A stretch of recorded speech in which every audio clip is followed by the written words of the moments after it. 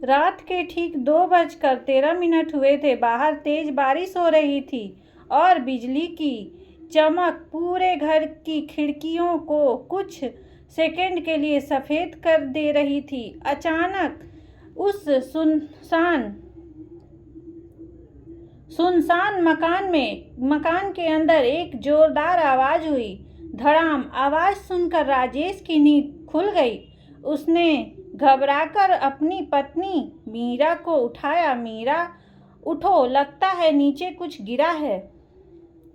मीरा ने उम्मीद आवाज़ में कहा, इतनी रात को कौन नीचे जाएगा? सुबह देख लेना। लेकिन तभी नीचे से किसी के धीरे धीरे चलने की आवाज़ आई। ठक ठक ठक। राजेश बिस्तर से उठ गया। उसके 2 बच्चे अमन और छोटी रिया भी डरकर उठ बैठे। राजेश ने कमरे का दरवाज़ा खोला और सीढ़ियों की तरफ देखा। अंधेरा था। उसने मोबाइल की टॉर्च जलाई और धीरे धीरे नीचे उतरने लगा। लेकिन जैसे ही वह मुख्य दरवाजे के पास पहुंचा, उसके कदम वहीं रुक गए। दरवाज़ा अंदर से बंद था। राजेश ने कुंडी खोली, फिर चाबी लगाई, लेकिन चाबी घूमी ही नहीं। उसने दूसरी चाबी लगाई, वह भी नहीं घूमी। ये क्या हो रहा है? राजेश ने पूरी ताकत से दरवाज़ा खींचा, लेकिन दरवाज़ा बिल्कुल नहीं खुला। तभी पीछे से मीरा की चीख निकली। राजेश, खिड़की भी नहीं खुल रही। राजेश दौड़कर खिड़की के पास गया। खिड़की बंद थी। उसने कुंडी खोली, लेकिन कुंडी खुलने के बाद भी खिड़की हिली तक नहीं, मानो बाहर से किसी ने उसे जकड़ रखा हो। अमन ने कांपती आवाज़ में पूछा, पापा, क्या हम घर के अंदर बंद हो गए हैं? राजेश ने बच्चों को डराना नहीं चाहा। उसने मुस्कुराने की कोशिश करते हुए कहा, अरे नहीं बेटा, शायद दरवाज़ा जाम हो गया है। लेकिन उसके चेहरे से साफ पता चल रहा था कि वह खुद डरा हुआ था। अगली सुबह उन्होंने घर का हर दरवाज़ा और हर खिड़की खोलने की कोशिश की, कुछ भी नहीं खुला। राजेश ने मोबाइल से पड़ोसी को फ़ोन किया, फ़ोन नहीं लगा। उसने भाई को फ़ोन किया, नेटवर्क गायब था। अजीब बात यह थी कि घर के अंदर बिजली बिल्कुल ठीक चल रही थी। पानी भी आ रहा था, गैस भी चल रही थी और फ्रिज भी चल रहा था।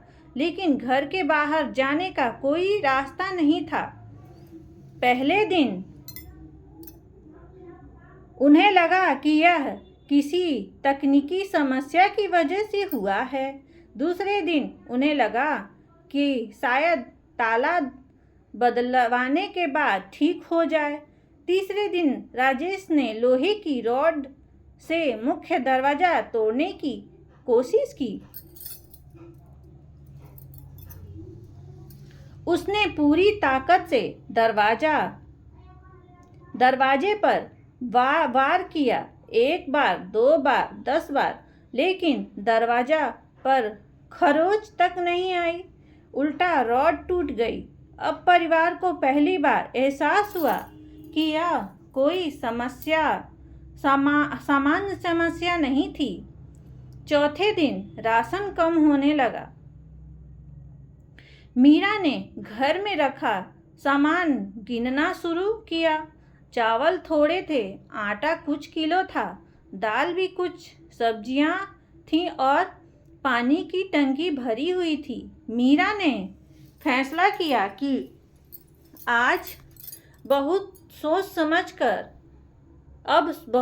समझकर इस्तेमाल होगा। खाना बहुत सोच समझकर इस्तेमाल होगा। बच्चों को समझाया गया कि जितना मिले उतना ही खाना पहले सप्ताह तक परिवार किसी तरह संभलता रहा, लेकिन 7वें रात को एक अजीब घटना हुई। रात के करीब 3 बजे रिया की नींद खुली। उसने देखा कि उसके कमरे के बाहर कोई खड़ा है, एक लंबी सी परछाई। रिया ने डरते हुए पूछा, मम्मी, कोई जवाब नहीं आया। पापा, फिर भी कोई जवाब नहीं आया।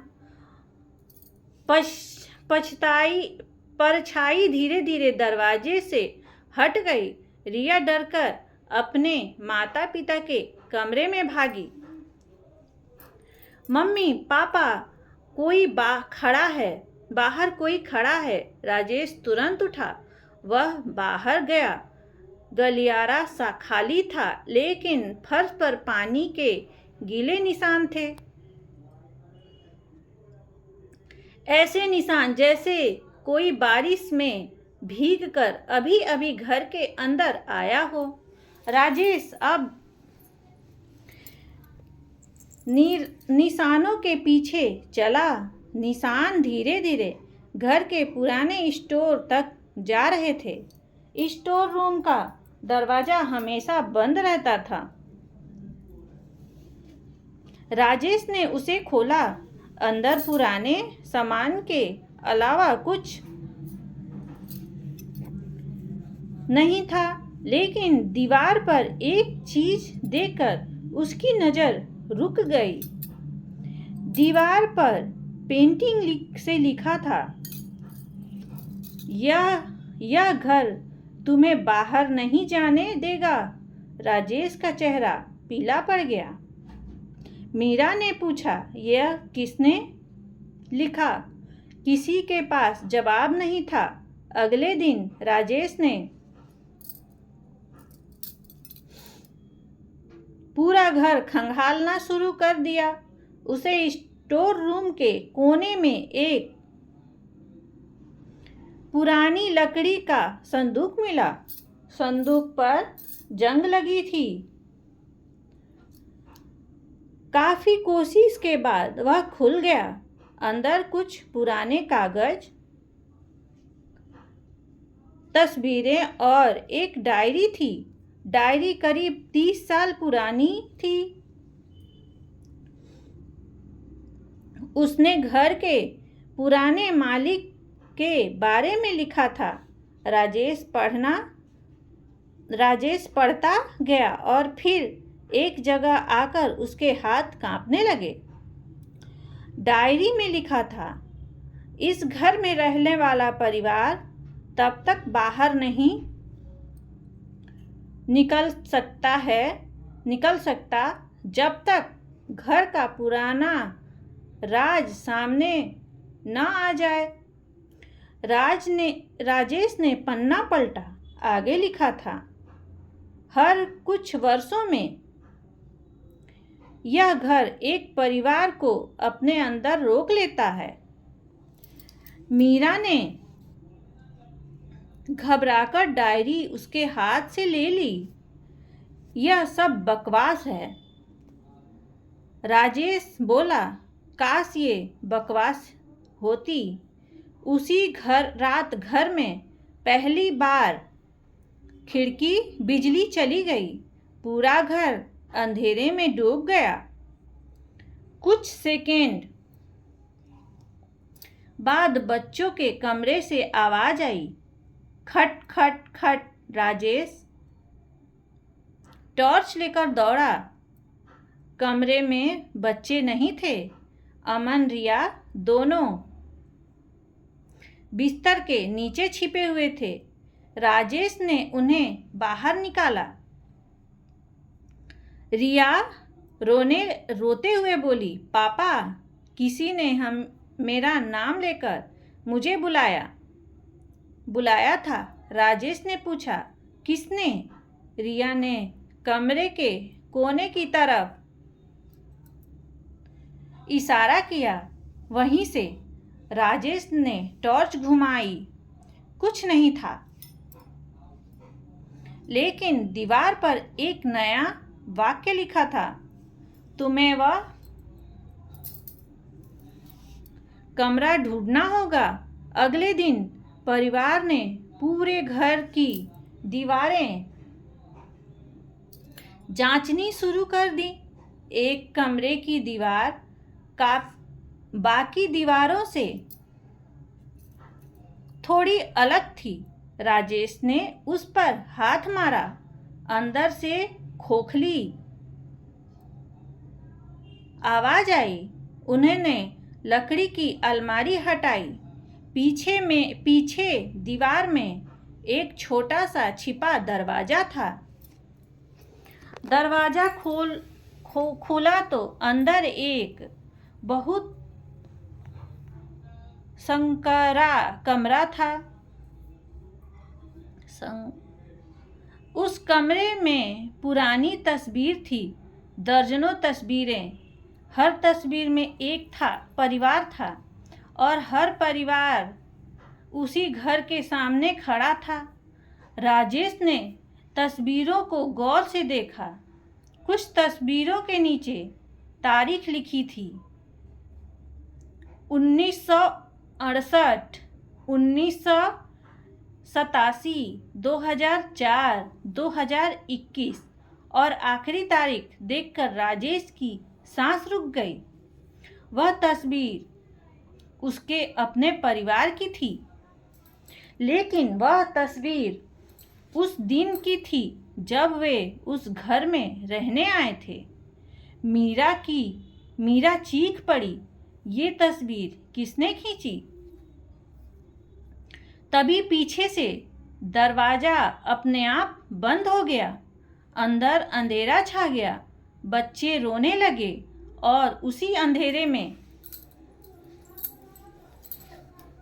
किसी बुजुर्ग की आवाज सुनाई दी, हर परिवार की तरह तुम भी यहाँ अपना समय पूरा करोगे? राजेश ने चिल्लाकर पूछा।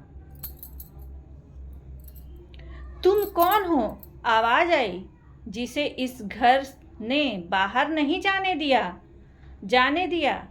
उसके बाद कई दिनों तक परिवार ने उस कमरे को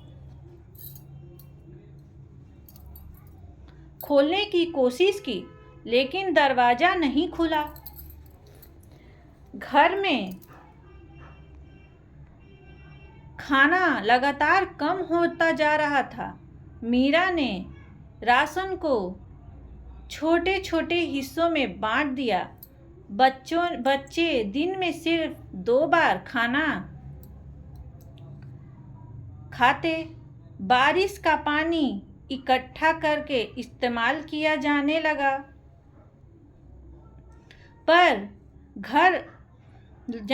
घर की छत से रिसने वाला पानी बाल्टी में जमा किया जाता। बगीचे में उगी कुछ सब्जियों से खाना बनाया जाता। दिन हफ्तों में बदल गए और हफ्ते महीनों में। 1 महीना पूरा हो चुका था। परिवार की हालत खराब थी। राजेश की दाढ़ी बढ़ चुकी थी। मीरा बेहद कमजोर महसूस कर रही थी। अमन और रिया का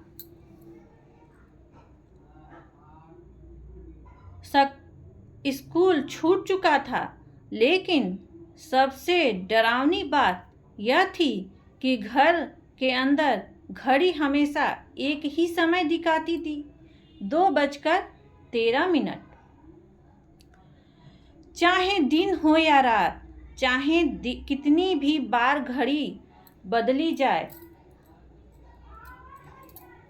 वह फिर उसी समय पर रुक जाती। एक रात राजेश ने डायरी का आखिरी हिस्सा पढ़ा। वहां लिखा था, इस घर के बाहर निकलने का एक ही रास्ता है। उस व्यक्ति का नाम बोलना होगा जिसने पहली बार इस घर का रहस्य छिपाया था। राजेश को समझ नहीं आया कि वह व्यक्ति कौन था। तभी मीरा को पुरानी तस्वीर में एक नाम दिखाई दिया, हरिदत्त। डायरी के कई पन्नों में यही नाम बार बार आया था। हरिदत्त इस घर का पहला मालिक था, लेकिन उसने ऐसा क्या किया था? राजेश ने घर के पुराने कागज फिर से देखने शुरू किए। आखिर उससे उन्हें एक बहुत पुराना नक्शा मिला। उसमें घर के नीचे एक कमरा बना हुआ था, लेकिन आज के घर में वह कमरा मौजूद नहीं था। राजेश को समझ आ गया कि शायद घर के नीचे कोई छिपी जगह है। उन्होंने फर्श को जांच शुरू की। रसोई के एक कोने में फर्श बाकी हिस्से से अलग था। राजेश ने लोहे की रॉड से फर्श पर चोट की। ठक आवाज खोखली थी।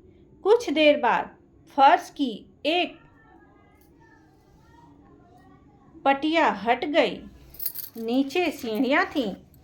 सीढ़ियाँ अंधेरे में नीचे जा रही थीं। मीरा ने डरते हुए कहा, वहाँ मत जाइए। राजेश बोला, अगर हम यहाँ नहीं गए तो शायद कभी बाहर नहीं निकल पाएंगे। वह टॉर्च लेकर नीचे उतर गया। मीरा और बच्चे नीचे धीरे पीछे पीछे गए। नीचे एक छोटा कमरा था। कमरे के बीच में एक पुरानी कुर्सी थी। कुर्सी के सामने दीवार पर खड़े बड़े अक्षरों में लिखा था, सच बोलो। राजेश ने कांपती आवाज में कहा। हरिदत्त। अचानक पूरा कमरा हिलने लगा। दीवार पर लगी तस्वीरें गिरने लगीं। घर के ऊपर जोरदार आवाज आने लगी, धड़ाम धड़ाम धड़ाम। रिया रोने लगी। तभी कमरे की दीवार पर एक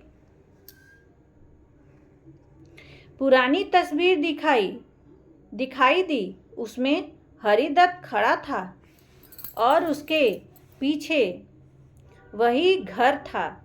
डायरी के आखिरी पन्ने का रहस्य अब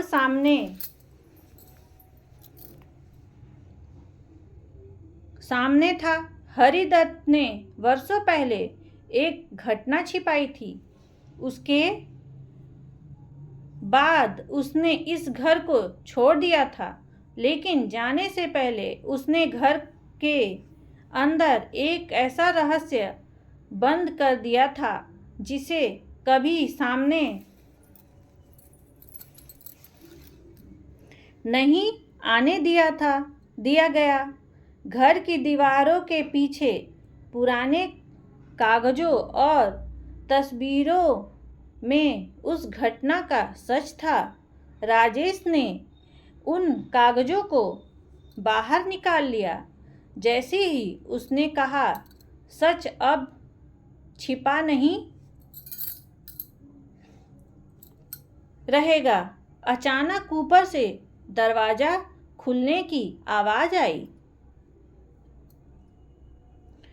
पूरा घर शांत हो गया। घड़ी भी चलने लगी। 2 से 15। राजेश ने ऊपर जाकर मुख्य दरवाजा खोला। इस बार कुंडी आसानी से खुल गई। दरवाजा बाहर की तरफ खुला। बाहर सुबह की रोशनी थी। लगभग 2 महीने बाद पहली बार उन्होंने खुले आसमान को देखा। मीरा रोते हुए बाहर आई। बच्चे भी घर के बाहर भागे। राजेश ने पीछे मुड़कर उस घर को देखा। घर बिल्कुल सामान्य दिखाई दे रहा था, जैसे वह कभी कुछ हुआ ही न हो। लेकिन जाते जाते राजेश की नज़र खिड़की पर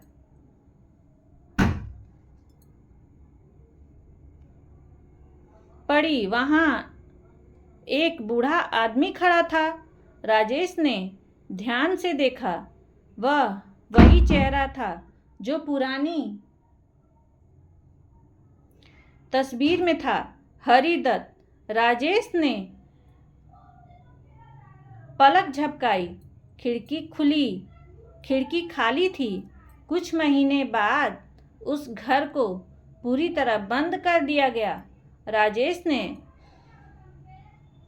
कभी भी किसी को उस घर की पुरानी कहानी नहीं बताई, लेकिन उस घर की पुरानी डायरी उसने संभाल कर रख ली और आज भी उसने आखिरी पन्ने पर वही एक लाइन लिखी है, जिस घर में सच को कैद कर दिया जाए, वहाँ दीवारें सिर्फ ईंट पत्थर की नहीं रहती, वे खुद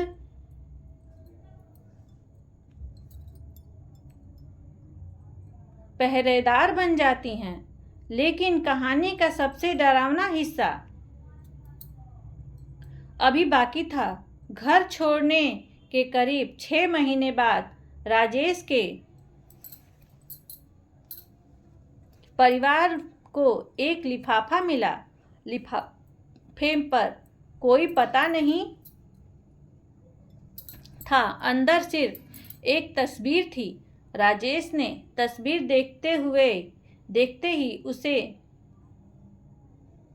हाथ से गिरा दिया। तस्वीर में वही चारों लोग खड़े थे, राजेश, मीरा, अमन और रिया। लेकिन तस्वीर के पीछे तारीख लिखी थी, कल। और तस्वीर के सामने पीछे खिड़की के पास एक 5वीं परछाई खड़ी थी, हरिदत्त की। धन्यवाद। अगर कहानी आप सभी को अच्छी लगे तो मेरे चैनल को लाइक, कमेंट, सब्सक्राइब जरूर करें।